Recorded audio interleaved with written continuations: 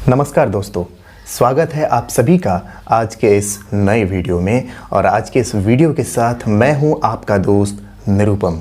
आज के इस भाग दौड़ भरी ज़िंदगी में लोग सिर्फ अपने आप से मतलब रखने लगे हैं और ऐसा देखा जा रहा है कि अपने बुज़ुर्ग माता पिता तक को लोग भूल जाते हैं।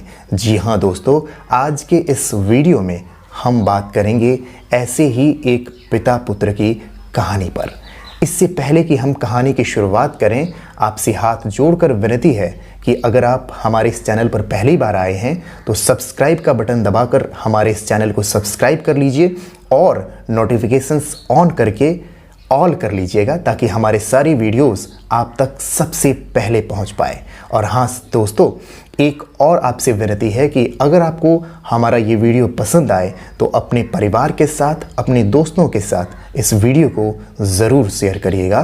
तो चलिए हम आज के इस कहानी की शुरुआत करते हैं। ये कहानी है विशाल नाम के एक शख्स की, जिसकी शादी हो गई थी। उसके 2 बच्चे भी थे। उसके परिवार में सब अच्छा चल रहा था। घर में कहीं कोई कमी नहीं थी। एक बड़ा सा घर था, गाड़ी थी और विशाल पिता का एकलौता संतान था। उसके मम्मी पापा बड़े शांत स्वभाव के थे, बड़े नेक दिल इंसान भी। लेकिन एक दिन सब बदल गया। विशाल की माँ का देहांत हो गया। 1 महीने बाद ही विशाल ने अपने पिता से लड़ाई कर ली। उसने पापा से कहा, पापा जी, आपकी वजह से बहुत दिक्कत हो रही है। मेरी पत्नी आपके व्यवहार से परेशान हो गई है।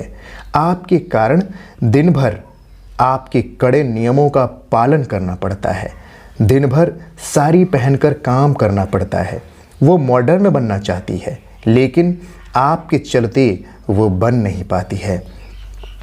पापा, आपसे एक विनती है, आपसे एक रिक्वेस्ट है कि आप नीचे वाले गैराज में शिफ्ट हो जाइए।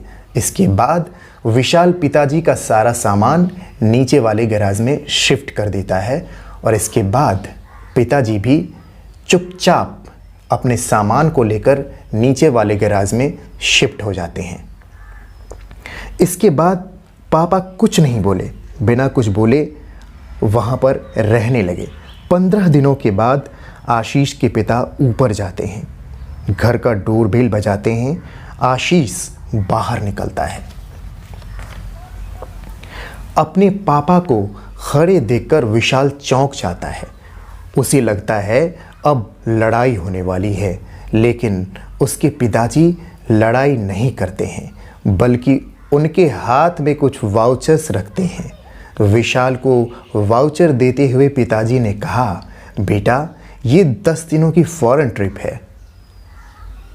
मैं तुम्हारे लिए, तुम्हारी पत्नी के लिए और तुम्हारे बच्चों के लिए फॉरेन ट्रिप के वाउचर्स लिए हैं।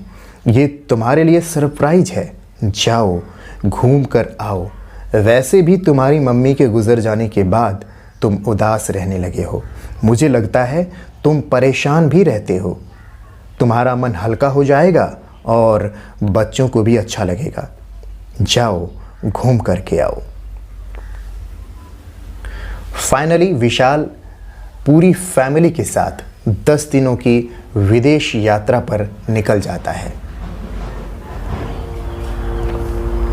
विदेश यात्रा पर निकलने के बाद ही यहाँ से शुरू होता है इस कहानी में ट्विस्ट। दरअसल यहाँ से बुजुर्ग पिताजी अपना असली खेल खेलते हैं।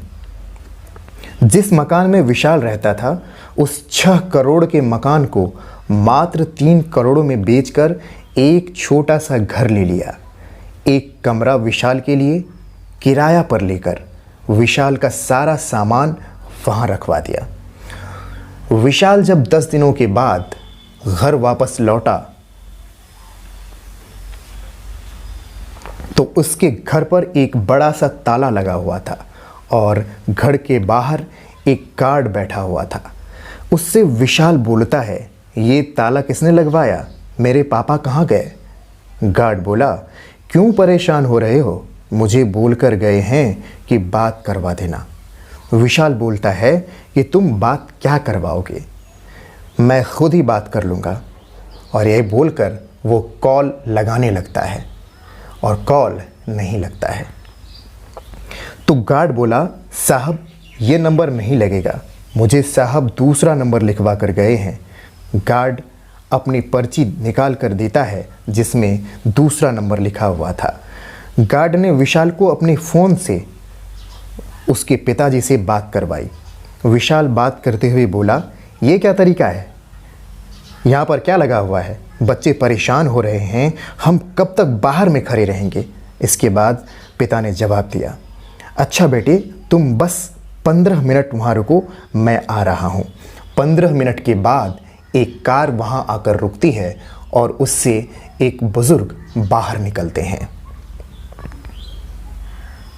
विशाल को चाबी देते हुए बोलते हैं, ये पकड़ो चाबी, बगल वाले मकान में तुम्हारा सारा सामान शिफ्ट करवा दिया है, 1 साल का किराया भी दे दिया है। अब तुम्हारी पत्नी को जैसे तुम्हें रखना होगा रखना, बस मुझे मत परेशान करो। तो विशाल पूछता है कि पापा आप कहाँ रहेंगे। तो पिताजी ने जवाब दिया, बेटा मैंने तो अपने लिए एक छोटा सा घर खरीद लिया है, मैं उसमें बहुत खुश हूँ, अब तुम्हें जैसे रहना है वैसे रहो। दोस्तों इस कहानी से आपको क्या शिक्षा मिलती है। वो लोग धन्य हैं जिसके माता पिता उसके साथ हैं, वो लोग धन्य हैं जिसके माता पिता अभी भी जीवित हैं। दोस्तों माता पिता से बढ़कर कोई और नहीं होता है। अगर आप अपने माता पिता की सेवा करते हैं तो उसके आशीर्वाद से यकीन मानिए कि आप दुनिया की हर वो चीज़ हासिल कर लेंगे जो आप करना चाहते हैं। दोस्तों अगर आपको ये कहानी अच्छी लगी तो इसे आप अपने दोस्तों के साथ, अपने परिवार के साथ शेयर कीजिएगा। और हाँ, अगर अभी तक आपने मेरे इस चैनल को सब्सक्राइब नहीं किया है तो सब्सक्राइब का बटन दबाकर ज़रूर सब्सक्राइब कर लीजिए और नोटिफिकेशंस की घंटी में ऑल कर लीजिए ताकि मेरे सारे वीडियोस आप तक सबसे पहले पहुंचे और मुझे आपका आशीर्वाद, आपका प्यार यूं ही मिलता रहे। इस वीडियो को अंत तक देखने के लिए आप सभी का धन्यवाद। और हाँ, एक नए विषय के साथ एक नए मुद्दे पर बात करने के लिए कुछ और चीज़ों को लेकर हम आपके बीच जल्द उपस्थित होंगे। आप ऐसे ही हमें अपना प्यार देते रहिए। बहुत बहुत धन्यवाद।